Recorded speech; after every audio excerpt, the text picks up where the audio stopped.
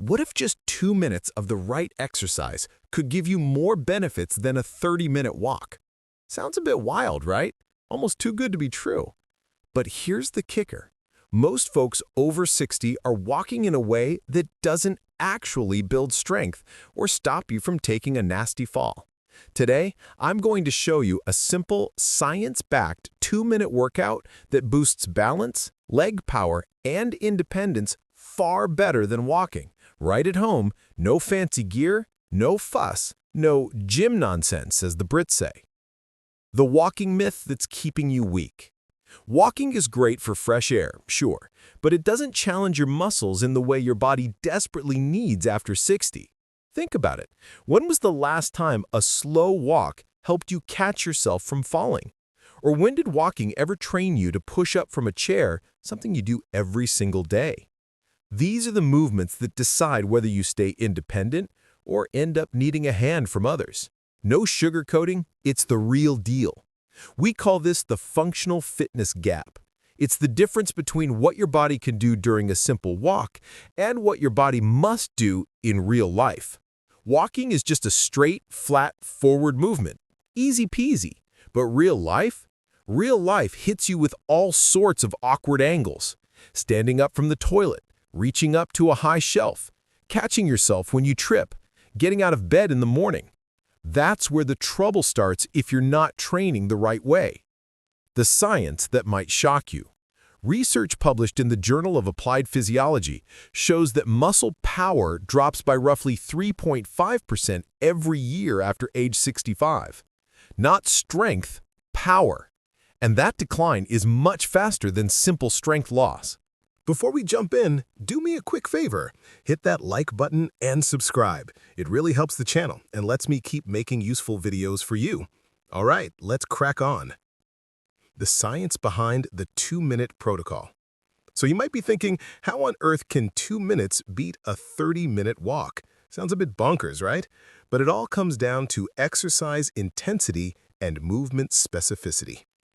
Research shows that short bursts of proper, challenging movements fire up your neuromuscular system way more effectively than long, steady walking. In simple terms, when you push your muscles and balance a bit harder, your body says, all right then, time to level up, and you get stronger, faster, and more coordinated, even if the whole thing only lasts a couple of minutes. Exercise number 1, the sit-to-stand squat, your independence insurance. The first exercise in our 2-minute protocol is what I call independence insurance. It's a modified version of the squat, specifically designed for the over 60 crowd, and it targets the single most important movement for maintaining your autonomy, getting up from a seated position. Think about it. How many times a day do you sit down and stand up? From chairs, from the toilet, from your bed, from the car? If you can't do this movement easily, your world becomes very small very quickly. Here's what most people don't realize.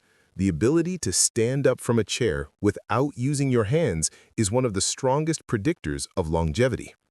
A study published in the European Journal of Preventive Cardiology that followed over 2,000 middle-aged and older adults found that those with better performance on sitting-rising tests had significantly lower mortality rates. How to perform the sit-to-stand squat. Start by sitting at the end of a sturdy chair with your feet flat on the floor, about hip-width apart. Your knees should be at about a 90-degree angle. Place your arms either crossed over your chest or straight out in front of you for balance. Do not use your hands to push off the chair. That's crucial. Now, lean forward slightly from your hips. Imagine your nose moving towards your toes. This shift in weight is essential for proper mechanics. As you inhale, press through your heels and engage your leg muscles, your glutes, quads, and hamstrings to lift yourself up to a standing position. Focus on pushing the floor away from you rather than pulling yourself up. Stand tall at the top, squeezing your glutes for a moment. This glute activation is key for hip stability and back health. Now, here's the important part. As you exhale, slowly lower yourself back down with control. Don't just drop into the chair. The lowering phase is actually more important than the standing phase because it builds what's called eccentric strength, the kind of strength that prevents your legs from giving out when you're walking downstairs or stepping off a curb. The progression. Start with one set of 10 repetitions. Yes, standing up and sitting down 10 times in a row. Rest for 30 seconds, then do a second set of 10. This should take you about 60 seconds total, not counting the rest period. Making it easier. If standing up without using your hands is too challenging right now, that's okay. Start by using your hands lightly on the armrests or the seat of the chair for minimal assistance. Each week, try to use your hands a little less. You can also use a higher chair or add cushions to make the starting position higher, which makes standing up easier. Making it harder. Once you can do 10 repetitions easily, slow down the movement. Take 3 seconds to stand up and 3 seconds to sit back down. This increased time under tension dramatically boosts strength gains. You can also progress to not sitting all the way down, hovering an inch above the chair before standing back up. For an even greater challenge, hold a light weight at your chest, starting with just 5 pounds. Why squats are essential for independence? Let me share something important. According to research published in the Journal of the American Geriatric Society, resistance training exercises like squats have been shown to improve physical function and reduce disability in older adults. The study found that progressive resistance training significantly improved measures of physical performance, including the ability to rise from a chair. Every time you get out of bed, stand up from the dinner table, or get off the toilet, you're essentially doing a squat. By training this movement with proper form and progressive challenge, you're literally practicing the skill of independence. Exercise number 2, the modified march, the secret weapon. Now let's move to the second exercise of this 2-minute workout. This is something I call the modified march, and it's one of the most underrated exercises for seniors. Now, you might be thinking, marching? That sounds too simple.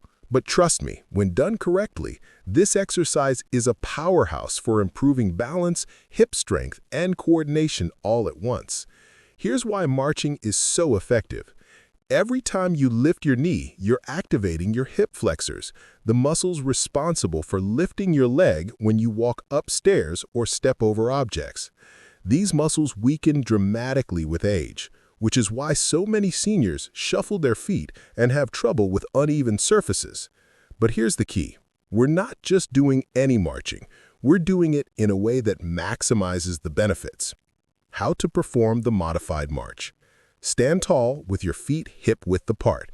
If you need support, place your fingertips lightly on a chair or countertop in front of you, but only for balance. Don't lean on it. Now, engage your core by imagining you're gently pulling your belly button towards your spine. This is crucial because your core stability is what keeps you upright when you move. Lift your right knee up towards your chest as high as you comfortably can. Aim for hip height if possible, but even if you can only lift it a few inches, that's perfectly fine. The key is control, not height. As you lift, focus on standing tall on your left leg. This is where the magic happens. Your standing leg is working hard to keep you stable and balanced. Hold for just 1 second at the top, then slowly lower your foot back down with control. Now repeat with the other leg. Here's the progression I want you to follow.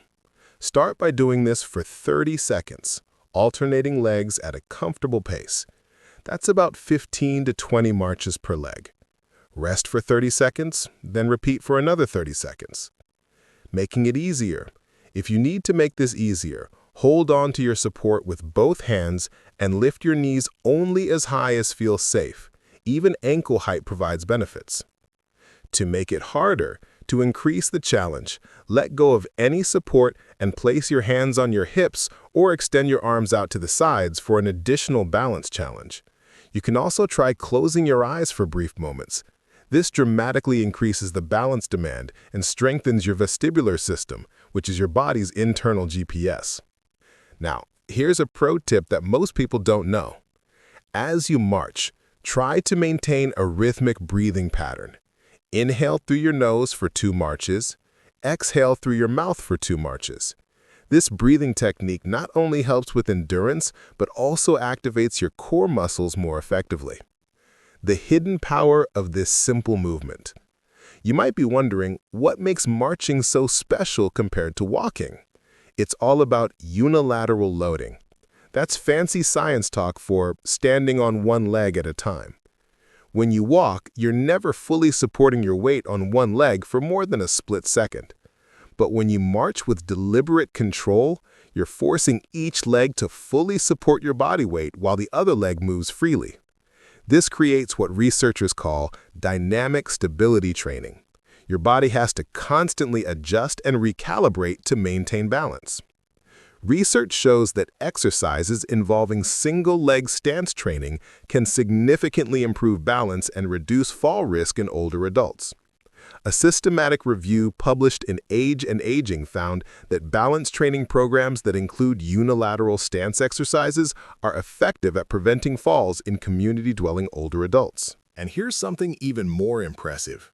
Regular marching exercises have been shown to improve proprioception, your body's sense of where it is in space. This is the difference between confidently walking through your home in dim light versus shuffling cautiously and holding onto walls. Now, before we continue, I want to make sure you're getting all the information you need to stay strong and independent. If you're finding this helpful, give this video a thumbs up. It really helps more seniors discover this information. And if you haven't subscribed yet, hit that button now because I've got more game-changing content coming your way. The 2-minute protocol, putting it all together. All right, let's put these two exercises together into your complete 2-minute workout. Here's exactly how to structure it. Minute 1. Sit to stand squats, 30 seconds, aim for 5 to 7 repetitions with control. Rest 30 seconds. That's it. 2 exercises, 2 minutes of actual movement, plus built-in rest periods. Simple, but incredibly effective. Now here's the secret that makes this even more powerful. Do this 2-minute protocol 3 times throughout your day. Once in the morning when you wake up, once in the afternoon, and once in the evening before dinner. That's just 6 minutes of exercise spread across your entire day, but the cumulative effect is remarkable. The golden rule of progressive overload. There's a principle in rehabilitation and fitness called the golden rule of progressive overload, and it's simple. Improve by no more than 10 to 20% per week. This means if you're doing 10 squats this week, aim for 11 or 12 next week. If you're marching for 30 seconds, try for 35 seconds next week. The key word here is gradual. Your body needs time to adapt.